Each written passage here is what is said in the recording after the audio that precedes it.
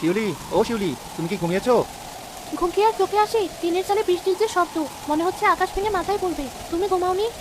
না, জালের সুতোগুলো একটু ঢিলে মনে হলো, তাই ঠিক করছি। কাল ভোরেই তো নদীতে নামতে হবে। বর্ষাকাল মানে আমাদের কপাল খোলার সময়। কাল নদীতে না গেলে হয় না? কেন? আবার কি হলো তোমার? তুমি তো জানো এই সময়টা জেলেদের জন্য কত দামি।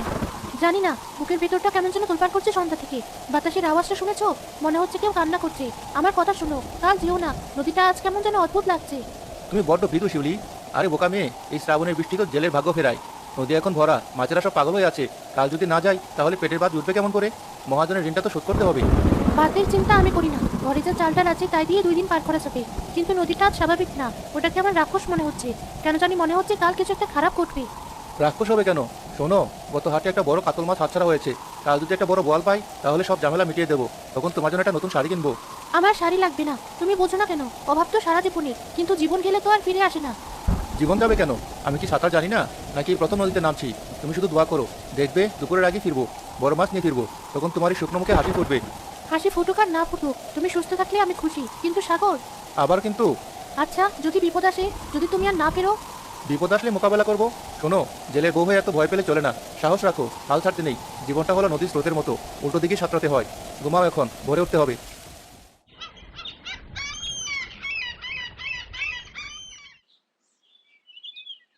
পান্তা ভাতটুকু খেয়ে যাও। খালি পেটে নদীতে নামলে শরীর দুর্বল লাগবে। খাওয়ার সময় নেই শিউলি। ভাটা পড়ে গেলে আর মাছ পাওয়া যাবে না। তুমি রেখে দাও, আমি এসে খাবো। এক লোকমা খাও, আমার অনুরোধ। তুমি নাকে গেলে আমার গলায় খাবার নামবে না। আহারে, তুমি পারো বটে। দাও দাও, তাড়াতাড়ি দাও, দেরি হয়ে যাচ্ছে। সাবধানে যেও, বেশি গভীর পানিতে যেও না।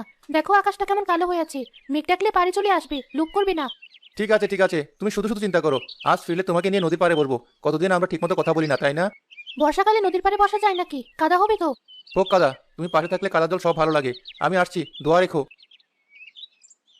দাঁড়াও, গামছাটা নাওনি। ইস, ভুলো না আমি। দাও।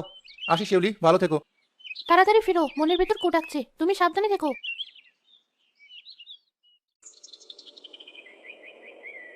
উফ, কাদা আর কাদা। আজ মনে হয় কপাল ভালো না। জালে তো তেমন কিছু উঠলো না। আর একটু সামনে এগিয়ে দেখি, ওই বড় গাছগুলোর ওখানে পানি জমে আছে। ওখানে বড় মাছ থাকতে পারে।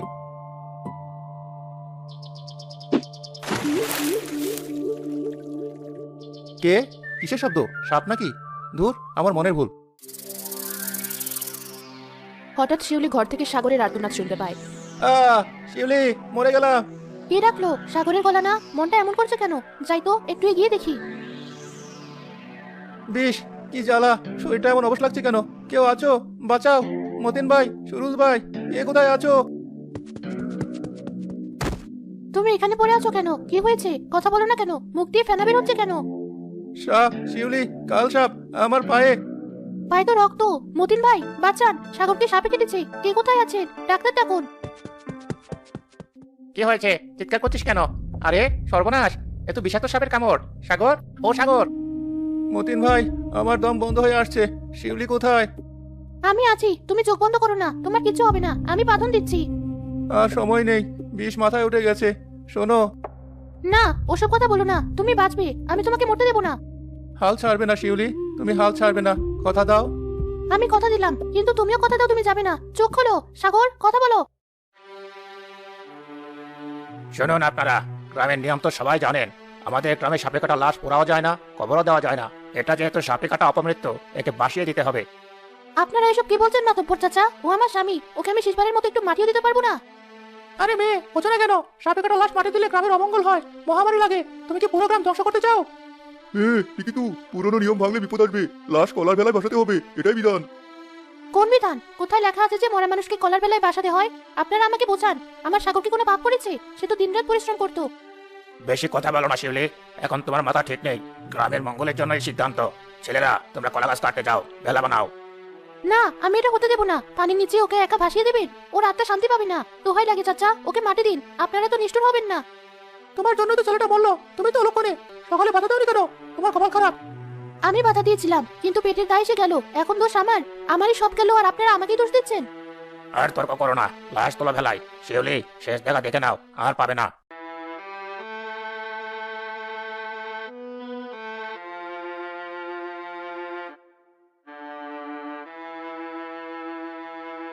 সাগর, তুমি তো বলেছিলে হাল না ছাড়তে, কিন্তু ওরা তো তোমাকে কেড়ে নিল। আমি এখন কাকে নিয়ে বাঁচবো? এই নদী তোমাকে কেড়ে নিল, আবার এই নদীতেই তোমাকে ভাসিয়ে দিল।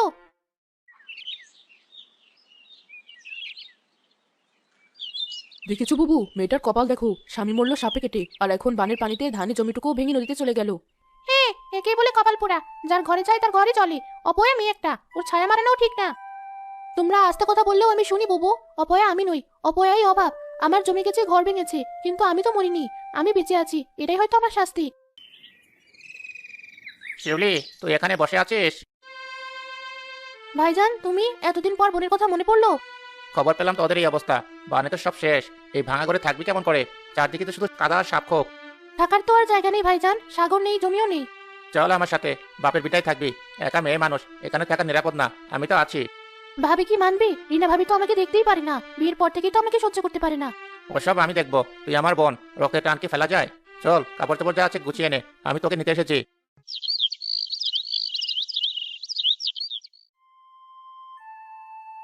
ঘরের গিন্নি হয়েছ?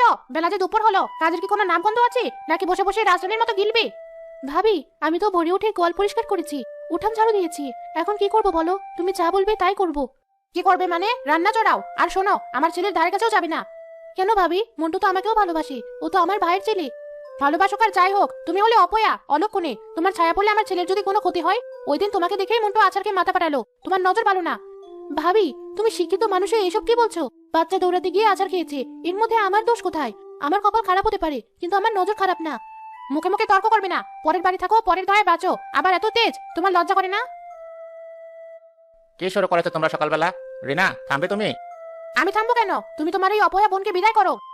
ও আমার বোন, যাবে কোথায়? ওর তো কেউ নেই। কেউ নেই তো আমার কি? আমি কি ওর ঠিকাদারি নিয়েছি? শোনো, সোজা কথা, হয় ও যাবে, না হয় আমি বাপের বাড়ি যাবো।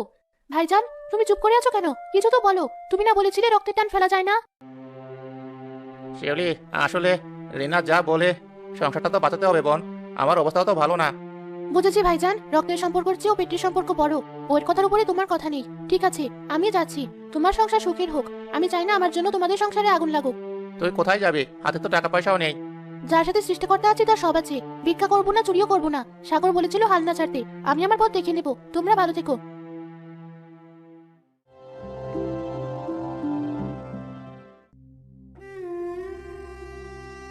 সাগর নেই, ঘর নেই, ভাই নেই, এখন কি না খেয়ে মরবো? পেটের খিদে তো কোনো কুসংস্কার বোঝে না। সাগর, তুমি বলেছিলে হাল ছেড়ো না, কিন্তু আমি যে আর পারছি না। তবে আমি মরবো না, আমি বাঁচবো। ভিক্ষা করবো না, কারো দয়ায়ও বাঁচবো না। শিউলি আঁচল থেকে ছোট্ট একজোড়া পিতলের দুল বের করে। এটুকুই সম্বল সাগর দিয়েছিল। তোমার দেওয়া স্মৃতি বিক্রি করে আমি বাঁচার রাস্তা খুঁজবো। আমাকে মাফ করে দিও। এই গয়না দিয়েই আমি আমার নতুন জীবন শুরু করব।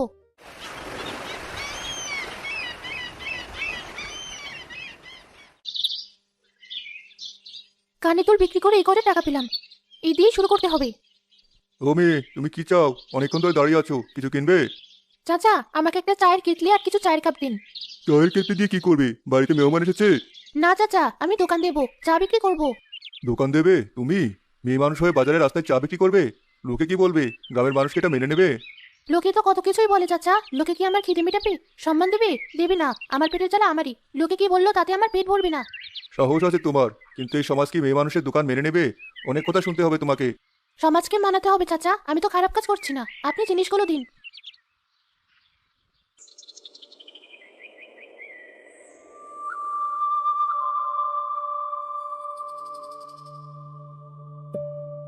কিরে, এটা কে? নতুন দোকান দিয়েছে নাকি? আরে, এ তো সাগরের বউ শিউলি। স্বামী বললো, ভাইও তাড়িয়ে দিল, এখন রাস্তায় চা বেচতে নেমেছে। ছি ছি, বেহায়া মেয়ে। ভাই, চা খাবেন? গরম চা, আদা লবঙ্গ দিয়ে বানিয়েছি, শরীর চাঙ্গা হবে। চাত্তা সাপ, মেয়ে মানুষের দোকানে চা খেলে মান থাকবে না। চল চল।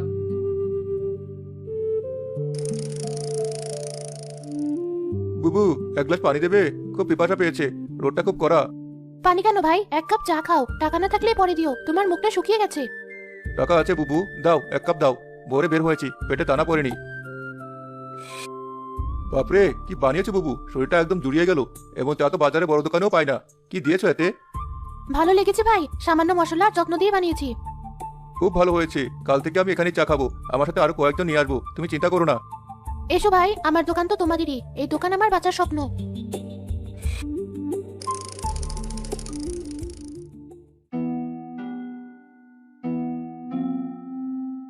বাহ, 3 দিন তো দোকান জমজমাট করছো শিউলি বিবি। তা চা কি একা বানাও নাকি সাহায্যকারী লাগে? বিধবা মানুষের এত কষ্ট কি সহ্য হয়? চা খেলে ভদ্রভাবে বসো, আর না খেলে রাস্তা মাপো। ফালতু কথা আমি পছন্দ করি না। ওরে বাবা, তেজ তো কম না। বিধবা হয়েছ, এখন তো একটু নরম হওয়ার কথা। তা একা একা থাকো, রাতে ভয় করে না?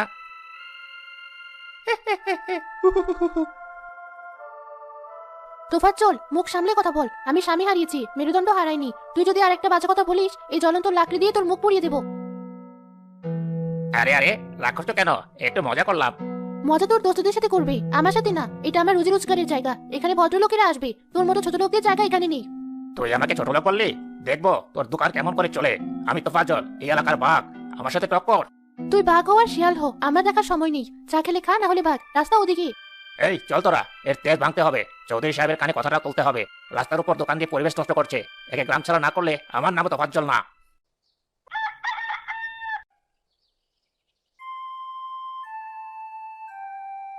এই নাও চৌধুরী সাহেবের নোটিশ।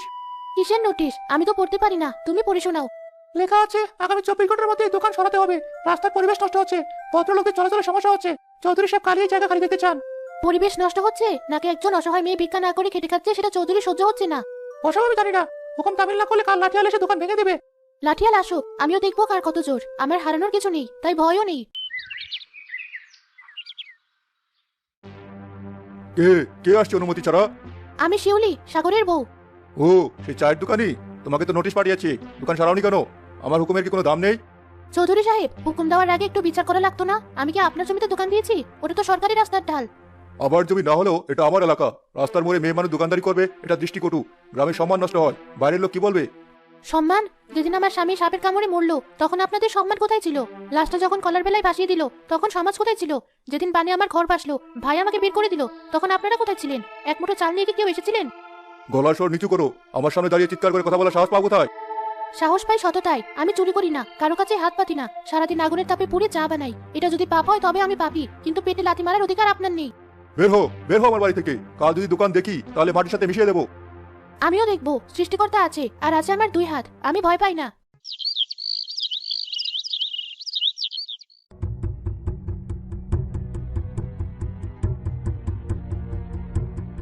ওই শর্তরা, আজ এই দোকান ভেঙে চুরমার করে দেবো। চৌধুরীর হুকুম। খবরদার তুফাজ্জল, দোকানে গায়ে একটা টোকা দিলে খবর আছে। এই দোকান শুধু শিউলি বুবুর না, এটা আমাদের শান্তির জায়গা। আমরা সারাদিন খেটে এখানে 1 কাপ চা খেয়ে শান্তি পাই। কি হয়েছে এখানে? তোফাজ্জল, লাঠি নামা। চাচা, আপনি সরেন। চৌধুরী সাহেব বললেই হবে। শিউলি কি অপরাধ করেছে? ও তো খেটে খাচ্ছে। গ্রামের বিধবা মেয়ে যদি নিজের পায়ে দাঁড়ায়, তাতে আমাদের গর্ব হওয়া উচিত। আপনারা আমার জন্য মারামারি করবেন না। তোফাজ্জল, তুই দোকান ভাঙবি? আয় ভাঙ, কিন্তু মনে রাখিস, দোকান ভাঙলে আমি আবার করব। বাঁশ কাঠ ভাঙতে পারবি, কিন্তু আমার মনোবল ভাঙতে পারবি না। তোমরা সবাই ওর পক্ষে? ও আমাদের বোন, ওর চায়ের কাপে আমরা মায়ের আদর পাই। তুই যা এখান থেকে, না হলে পেটের চামড়া থাকবে না। ঠিক আছে ঠিক আছে, যাচ্ছি। কিন্তু চৌধুরী সাহেব কিন্তু ছাড়বে না। ভয় পেও না বুবু, আমরা আছি তোমার সাথে। আমি ভয় পাই না ভাই। যেদিন তোমরা আমার চায়ের প্রশংসা করেছো, সেদিনই আমার ভয় কেটে গেছে।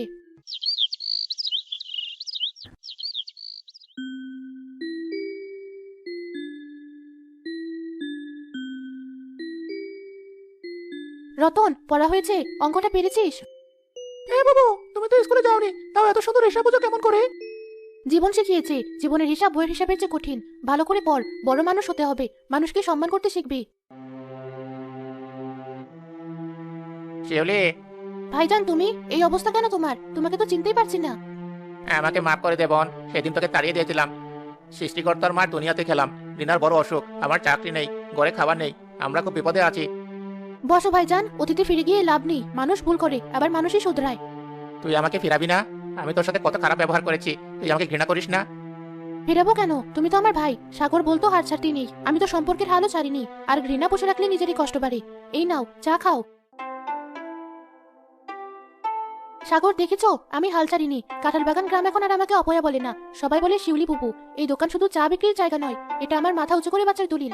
তুমি শান্তিতে ঘুমাও, তোমার শিউলি এখন আর কাঁদে না, সে এখন অপরাজিতা।